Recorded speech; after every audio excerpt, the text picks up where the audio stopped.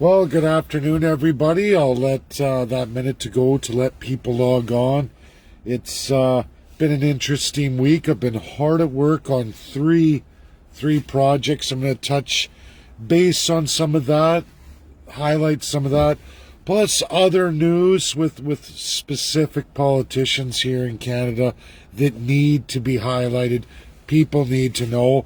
I'm happy I'm getting the following slowly going down. I'm getting rid of those that are not going to be a positive influence on the PCC going forward. I don't want to be associated with PPC and Maxime Bernier, who's enjoying his life in Florida. It was funny, I was going through it with a fellow in Toronto last night as we talked in length about that. I work later today, so I'll keep it brief and we'll go through everything piece by piece as I see everybody's logging on. So I guess the big news is China. I've made posts that people don't like about China, but the reality is with the tennis player Peng and her accusation, everybody, I don't give you anything but the truth. These aren't my views. If you have not read my paper to Oxford, it is the nature of international law as it really is. It is a very in-depth article that goes through the entire world and gives you a sense of legality as it works on the international stage. It did very well. It's been throughout the world. China even took it for what it was.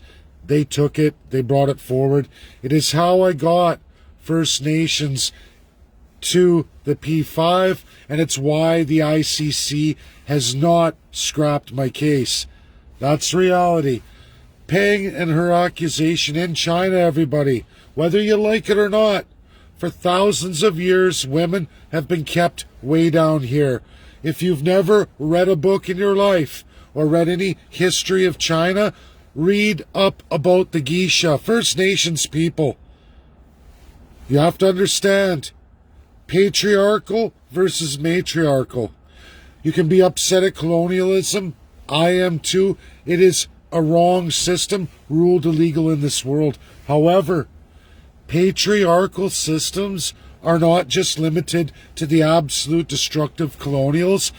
Imperialism ranges many, many worlds. One of the oldest of which is China. And if you don't want to address the fact that women in China have literally nothing comparatively to a lot of countries in the world, I don't know what to tell you. I don't write this stuff as my personal view. This is actual, factual, historical, right now in the world today, the way it is. Not a world I made, but well over 1 billion people just in China alone enjoy that cultural system. I don't like it. It's not mine, but that's what it is. Very, very much nothing to do with communism whatsoever. However, that cultural embedment in China that is thousands and thousands of years old, people, can't be broken by no communist regimes, democratic regimes, and we can go on and on. That's not the issue here. It's the issue of what's ingrained in the people and how they enact their daily lives. Peng and giving that narrative, you can't do it. I have something come up here. I'm going to have to get back to you guys here. I'm going to do a part 2. Something's come up. I'm going to get back to you all right quick. Bye now.